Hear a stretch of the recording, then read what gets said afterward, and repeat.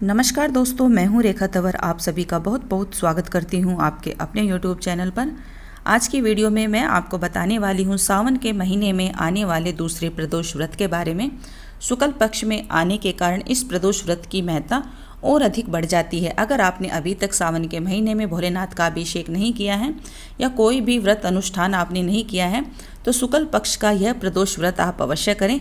अगर आप प्रदोष व्रत भी ना कर पाएँ तो जो उपाय मैं अंत में बताऊं आपको, उनमें से कोई एक दो उपाय तो आज के दिन आप अवश्य ही कर लें, क्योंकि सावन का पवित्र महीना चला हुआ है जो कि समाप्ति की ओर है। और ऐसे में बाबा भोलेनाथ के प्रदोष व्रत का पढ़ना बिल्कुल आयुष्मान योग के बराबर है। आपको इस सुनहरे अवसर का लाभ अवश्य उठाना चाहिए। प्रदोष तिथि भोलेनाथ की सभी तिथियों में से सर्वश्रेष्ठ प्रिय तिथि है। ऐसे में सावन के महीने में प्रदोष तिथि का व्रत करना और बाबा भोलेनाथ के लिए कुछ विशेष उपाय करना तो आपके लिए ये रामबाण उपाय होंगे, अगर आप इनमें से किसी एक उपाय को भी अपना लेते हैं। सावन के महीने का दूसरा प्रदोष व्रत 20 अगस्त दिन शुक्रवार के दिन रखा जाएगा, इसलिए इस प्रदोष व्रत को शुक्र प्रदोष व्रत के नाम से भी जाना जाता है। अलग अलग प्रदोष व्रत का अलग अलग दिनों के हिसाब से महत्ता और अधिक बढ़ जाती है। त्रयोदशी तिथि जो शुरू होगी 19 अगस्त गुरुवार के दिन रात्रि 10:55 पर और त्रयोदशी तिथि समाप्त होगी 20 अगस्त के दिन शुक्रवार के दिन रात्रि 8:51 पर। इसलिए आपको प्रदोष का व्रत 20 अगस्त के दिन ही करना है। प्रदोष व्रत की पूजा हमेशा प्रदोष काल में ही करनी चाहिए। प्रदोष काल का सही समय जो शास्त्रों में बताया गया है, सूर्य अस्त होने से 42 मिनट पहले और सूर्य अस्त होने के 42 मिनट के बाद की जो अवधि होती है, शास्त्रों में इसी बीच की अवधि को प्रदोष काल बताया गया है। आप चाहें तो सूर्य अस्त के बाद जब तक अंधेरा ना हो, हल्का हल्का अंधेरा हो, तब तक भी आप इस पूजा को अपनी को संपन्न कर सकते हैं। प्रदोष काल में जब भी आप बाबा भोलेनाथ का अभिषेक करें, जो पूजन सामग्री है वो आप एक बार नोट कर लें। प्रदोष के समय जब भी आप भोलेनाथ का अभिषेक करें तो उससे पहले आप पंचामृत अवश्य ही तैयार करके रख लें। अगर गौ माता का दूध दही घी मिलता है तो सर्वोत्तम होगा।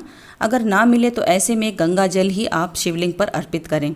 गंगा जल शिवलिंग पर जब भी आप अर्पित करें तो उसमें सफ़ेद चंदन, लाल चंदन या फिर थोड़ी सी भस्म आप अवश्य ही मिलाकर भोलेनाथ का अभिषेक करें। ये सभी चीज़ें भोलेनाथ को इतनी अधिक प्रिय हैं, अगर आप उनकी प्रिय चीज़ों से अभिषेक करते हैं तो आपकी मनोकामना पूरी होने में भी ज़्यादा समय नहीं लगता है। आज के दिन भोलेनाथ को जनेऊ आप अवश्य चढ़ाइए। जनेऊ चढ़ाने से भोलेनाथ अत्यधिक प्रसन्न होते हैं।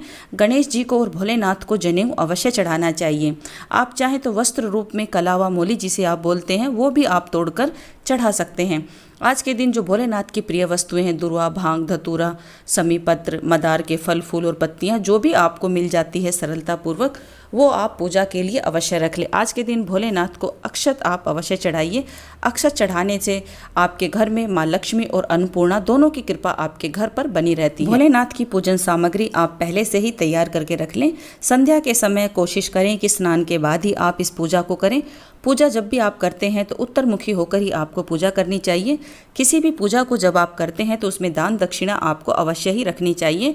1 रुपये से लेकर 101 रुपये जितनी आपकी श्रद्धा है उतना आप रख सकते हैं। भोलेनाथ का जब भी आप पूजन करते हैं तो मौन रहकर आप पूजन ना करें, शिव मंत्रों के साथ ही आपको पूजा करनी चाहिए। आप चाहें तो श्री शिवाय नमस्तुभ्यम, ओम नमः शिवाय, ओम त्र्यंबकम यजामहे सुगंधिम पुष्टिवर्धनम, उर्वारुकमिव बंधनान् मृत्योर्मुक्षयमामृतात्, इनमें से किसी भी मंत्र का आप जाप कर सकते हैं जो आपको अपनी जुबान पर अच्छे से रटा हो। आज के दिन भोलेनाथ का प्रदोष काल के समय पर कपूर से आरती करने का विशेष नियम बताया गया है। जो भी जातक बाबा भोलेनाथ की कपूर से आरती करता है तो भोलेनाथ उसकी समस्त मनोकामनाएं पूरी करते हैं। संभव हो तो आज के दिन प्रदोष काल के समय अगर आपके आसपास घर परिवार के आसपास शिवालय हो तो उधर आपको गौ माता की शुद्ध देसी घी के 5 दीपक प्रदोष काल के समय अवश्य लगाने चाहिए। ऐसा करने से भोलेनाथ अत्यधिक प्रसन्न होते हैं और आपकी समस्त मनोकामनाएं पूरी करते हैं। प्रदोष काल के समय जो भी जातक अपनी मनोकामना लेकर शिवलिंग के समक्ष दीपक लगाता है तो भोलेनाथ इतने ओगरदानी हैं, न जाने कब आपको भी कुबेर की तरह ही लखपति करोड़पति बना दे। बस एक कृपा की देर है। पूरे विश्वास के साथ भोलेनाथ की पूजा अर्चना करें। प्रदोष काल के समय जो भी सामग्री आपको मिल जाए वो आप शिवलिंग पर अवश्य अर्पित करें। आज के दिन अगर आपके आसपास शिवालय नहीं है तो इस पूजा को आप अपने घर के मंदिर में भी कर सकते हैं, अगर आपने शिवलिंग रखा हुआ है।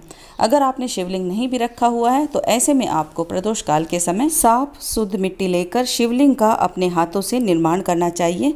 कहते हैं कि जो भी जातक मिट्टी के शिवलिंग का स्वयं निर्माण करके उनका अभिषेक करता है तो भोलेनाथ उनकी समस्त मनोकामनाएं पूरी करते हैं। मिट्टी का शिवलिंग जो भी जातक अपने हाथों से निर्माण करके उनका अभिषेक करता है और प्रदोष काल में पूजा करने के बाद उनका विसर्जन भी कर देता है तो भोलेनाथ उनके ऊपर इतनी कृपा करते हैं तो उसके जीवन से समस्त रोग दोष हैं वो समाप्त कर देते हैं, ग्रह कलेश है वो समाप्त हो जाता है। अगर आप किसी असाध्य रोग से भी पीड़ित हैं तो बड़े से बड़ा रोग भी आज के दिन शिवलिंग का निर्माण करने से समाप्त हो जाता है और शुक्र प्रदोष व्रत पढ़ने से इसकी महत्ता और अधिक बढ़ जाती है। अगर आप धन संबंधी किसी भी परेशानी से जूझ रहे हैं तो ऐसे में आपको आज के दिन शिवलिंग के ऊपर एक मुट्ठी अक्षत बिना टूटा हुआ अर्पित करना चाहिए। ऐसा करने से माँ लक्ष्मी और अन्नपूर्णा दोनों की कृपा आप और आपके घर परिवार पर बनी रहती है। आज के दिन अगर आपको अपनी गर्दन से ऊपर ऐसा कोई भी रोग है, चेहरे का रोग है, नाक का, आँख का, ऐसा कोई भी रोग है तो आपको आज के दिन सफ़ेद चंदन में गंगा जल मिलाकर शिवलिंग का लेपन करना चाहिए। लेपन करने के बाद आपको शुद्ध जल और गंगा जल से उनका अभिषेक करना चाहिए। ऐसा करने से आपका जो शुक्र ग्रह है वो मजबूत होगा। अनेकों परेशानियां, अनेकों रोग दोष आपके देखते ही देखते निसंकोच समाप्त हो जाएंगे। पूरे विश्वास और श्रद्धा के साथ आप इन उपायों में से कोई भी 1, 2, 3 जितना आपसे बनता है वो उपाय आप अवश्य करके देखिए। निसंकोच आपके जीवन में आपको बदलाव स्वयं देखने को मिलेगा। और देखिए, जब भी आप ये उपाय करते हैं तो भोलेनाथ के प्रति पूरी श्रद्धा और विश्वास आपके मन में अवश्य होना चाहिए। श्रद्धा विश्वास के बिना कोई भी पूजा है वो अधूरी ही मानी गई है। अगर आप किसी भगवान के प्रति श्रद्धा विश्वास पूर्ण रखते हैं और उपाय करते हैं तो उसका फल आपको अपने भविष्य में देखने को अवश्य मिलता है। अगर आपके घर परिवार में कोई ऐसा शिव भक्त है जिसकी काफ़ी वर्षों से कोई मनोकामना पूरी ही नहीं हो रही है, चाहे उसको संतान प्राप्ति का योग नहीं बन रहा है, शीघ्र विवाह का योग नहीं बन रहा है, काफ़ी दिनों से धन संबंधी परेशानी से वो परेशान है, तो ऐसे में सावन के महीने में प्रदोष व्रत के दिन प्रदोष काल के समय आपको 11 गुलाब के फूल लेने हैं और उनको गुलाबी रंग के धागे में पिरोकर आपको शिवलिंग पर उन्हें अर्पित करना है। ओम उमा महेश्वराय नमः, ओम उमा महेश्वराय नमः। इस मंत्र के साथ आपको 11 गुलाब के जो फूल हैं वो गुलाबी धागे में पिरोकर आपको अर्पित करने हैं, अपनी कोई भी ऐसी मनोकामना है वो बोलकर। और ये मंत्र आपको 27 बार अवश्य बोलना है। या इसके अलावा आपको जो भी शिव जी का मंत्र आता है जो आपकी जुबान पर अच्छे से रटा हो, मंत्र के उच्चारण में आपको छोटी सी भी त्रुटि बिल्कुल भी नहीं करनी है। ऐसा शिव पुराण में वर्णित है, अगर कोई जातक इस उपाय को कर लेता है उसकी सभी समस्याएं हैं वो समाप्त हो जाती हैं। प्रदोष तिथि का, प्रदोष काल का इतना अधिक महत्व बताया गया है शिव पुराण में। अन्न धन के भंडार भरने वाली माँ लक्ष्मी अन्नपूर्णा का दिन है, शुक्रवार का दिन, शुक्र प्रदोष का दिन। तो ऐसे में आपको आज के दिन खीर का भोग पशुपतिनाथ को, भोलेनाथ को अवश्य लगाना है प्रदोष काल के समय। और उस खीर में आपको थोड़ा सा केसर भी अवश्य मिला लेना है। इस खीर को आप अपने घर परिवार के सभी सदस्य मिल बांट कर खाइए। आपके एक दूसरे के प्रति जो रिश्ते हैं वो मजबूत होंगे। माता लक्ष्मी अन्नपूर्णा की कृपा आपके घर परिवार पर सदैव बनी रहेगी।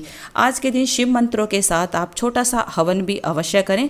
सावन का महीना समाप्त होने को है तो आपको एक बार सावन के महीने में हवन अवश्य करना चाहिए। हवन आप जब भी करते हैं तो गाय के गोबर का उपला लेना है आपको।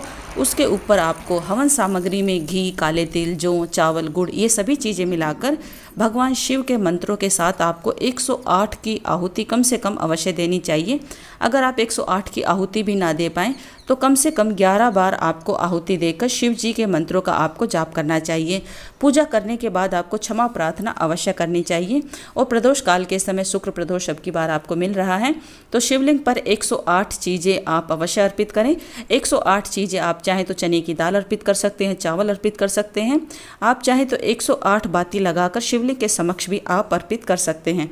ऐसा करने से हजारों अनंत गुना फल आपको भविष्य में देखने को मिलता है। और भोलेनाथ तो इतने औघरदानी है, जब किसी भक्त पर कृपा दृष्टि करते हैं तो न जाने उस भक्त को क्या कुछ दे जाएं, इसका अनुमान भी आप स्वयं नहीं लगा सकते। तो इसलिए जितना भी उपाय आप कर सकते हैं, निसंकोच सच्ची भावना से पूर्ण विश्वास के साथ आप इन उपायों को अवश्य करें। अगर कोई भूल चूक भी हो जाए तो आप क्षमा प्रार्थना कर लें। निश्चय ही भोलेनाथ आपकी समस्त मनोकामनाएं पूरी करें, ऐसा मैं पशुपतिनाथ जी से प्रार्थना करती हूँ। आशा करती हूँ यह वीडियो आप सबके लिए उपयोगी होगा। अगर चैनल पर पहली बार आए हैं तो चैनल को सब्सक्राइब अवश्य कर लें। मिलती हूँ इसी तरह की एक महत्वपूर्ण वीडियो के साथ, तब तक के लिए हर हर महादेव, जय भोलेनाथ।